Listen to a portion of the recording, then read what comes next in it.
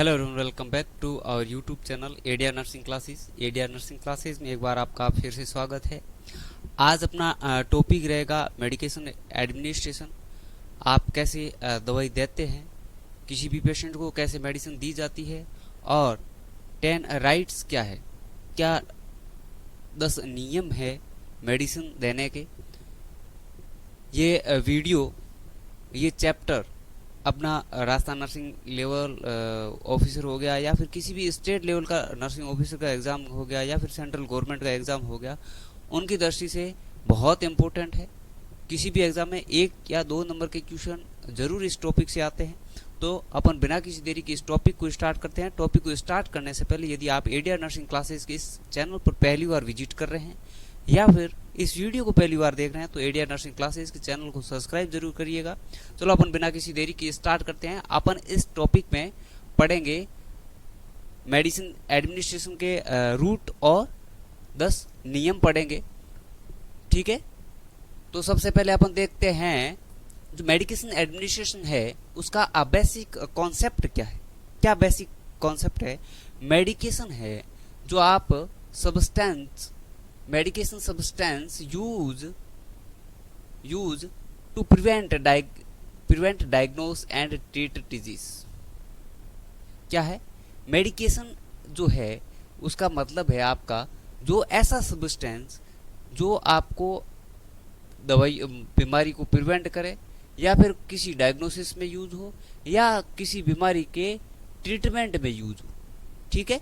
ऐसा सब्सटेंस जो आपके किसी बीमारी को प्रिवेंट करने के लिए, जैसे अपने हो गई आपकी वैक्सीनेशन हो गया, या किसी चीज़ को डायग्नोसिस करने के लिए, या फिर उस किसी बीमारी का ट्रीटमेंट करने के लिए जो सब्सटेंस यूज लिया जाता है उसको अपन बोलते हैं मेडिकेशन।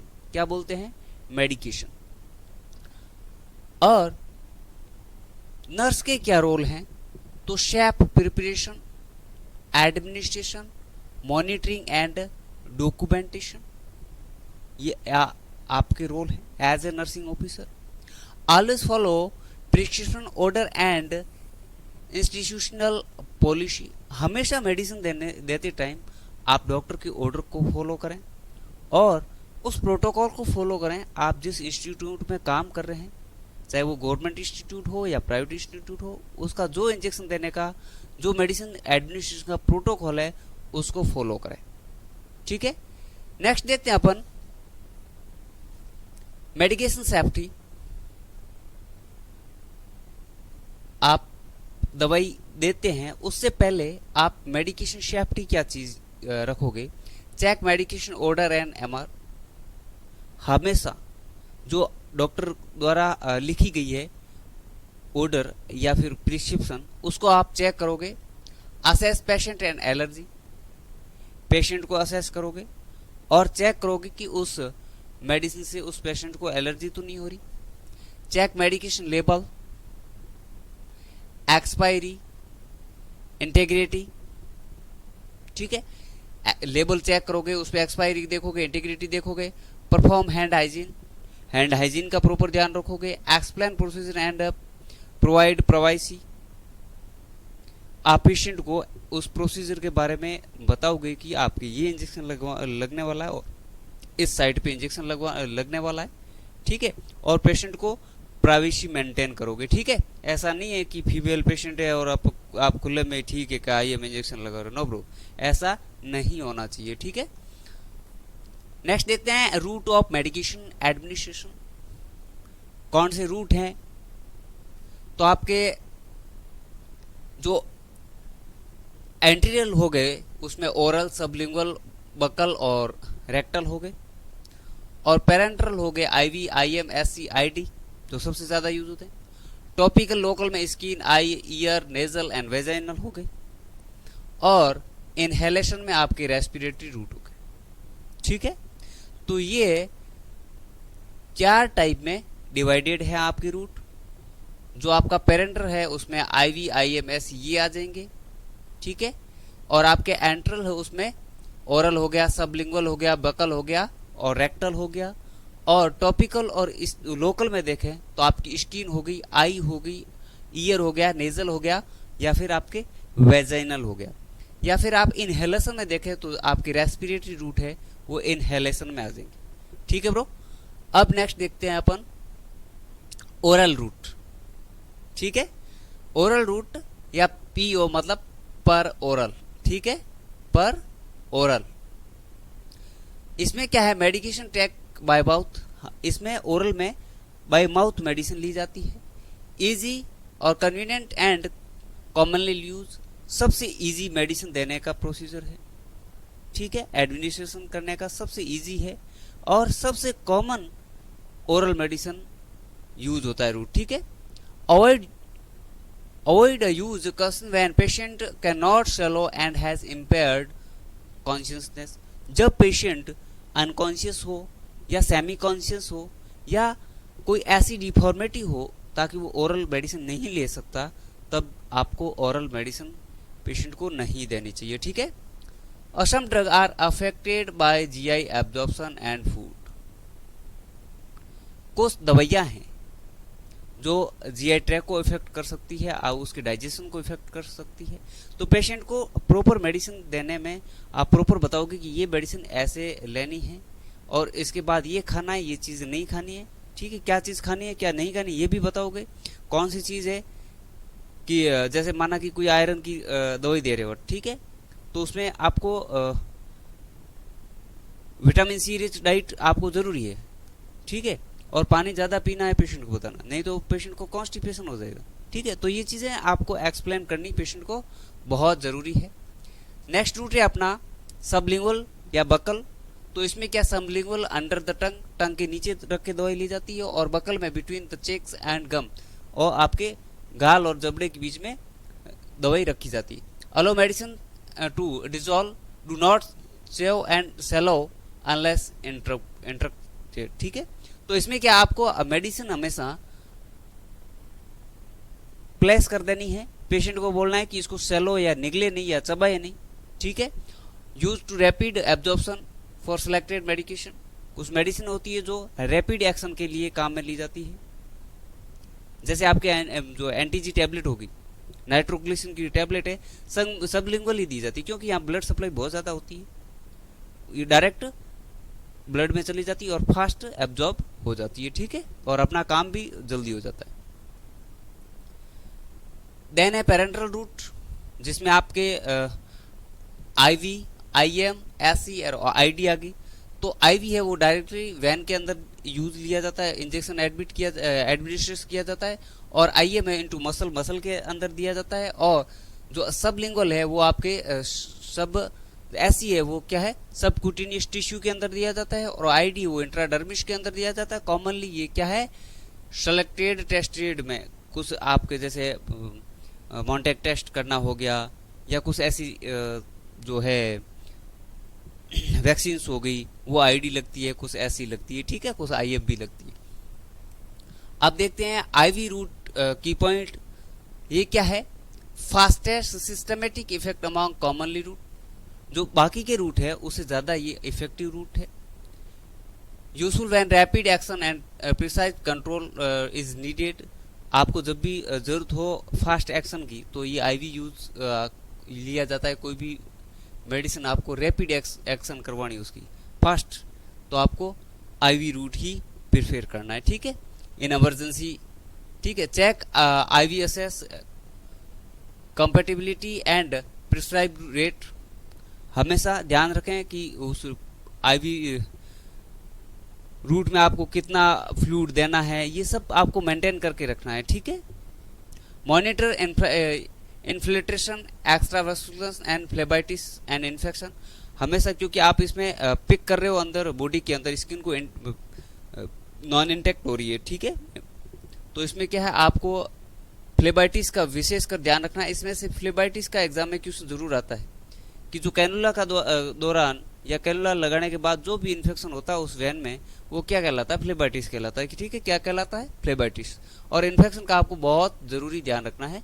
ठीक है, इसलिए आपको कवर हमेशा टेगाडम से करना है ताकि आपको कैनुला विजिबल रहे। IM, SC, ID. ठीक है, तो आईएम है जो इसमें आपको मसल सेलेक्ट करनी है इसमें। ठीक है, और वैक्सीन देनी है। एससी में क्या, सबक्यूटेनियस देनी है, ठीक है। और डर्मिश में हमेशा आपको डर्मिश में देनी है, डर्मिश में हमेशा आपको स्मॉल वॉल्यूम होती है, ठीक है।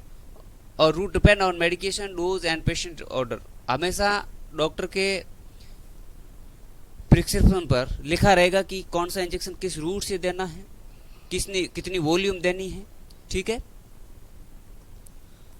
अब नेक्स्ट देखते हैं टॉपिकल एंड अदर रूट में। टॉपिकल रूट में apply to skin and local area होता है, और ऑप्थेल्मिक में आई होता है, ठीक है। ऑर्टिक में ईयर में होता है, ठीक है। और नेजल में नाक में मेडिसिन एडमिट की जाती है, और इनहेलर्स में आपके लंग्स के द्वारा बाय रेस्पिरेटरी एक्शन ऑर्गन के द्वारा आपकी सीधी रेस्पिरेटरी सिस्टम में चली जाती है मेडिकेशन, जैसे आपकी नेबुलाइजेशन हो गया, रेक्टल या वेजाइनल, सेलेक्ट लोकल एंड तो आपका सिस्टमेटिक मेडिकेशन, ठीक है। अब नेक्स्ट देखते हैं अपन आपके right 10 right of drug administration. तो इसमें आपका सबसे पहले है राइट पेशेंट। जब भी आप मेडिसिन दे रहे हैं पेशेंट सही होना चाहिए, ऐसा नहीं है किसी फीमेल की जगह आपने मेल के लिए ऑक्सीटोसिन दे दिया, ठीक है।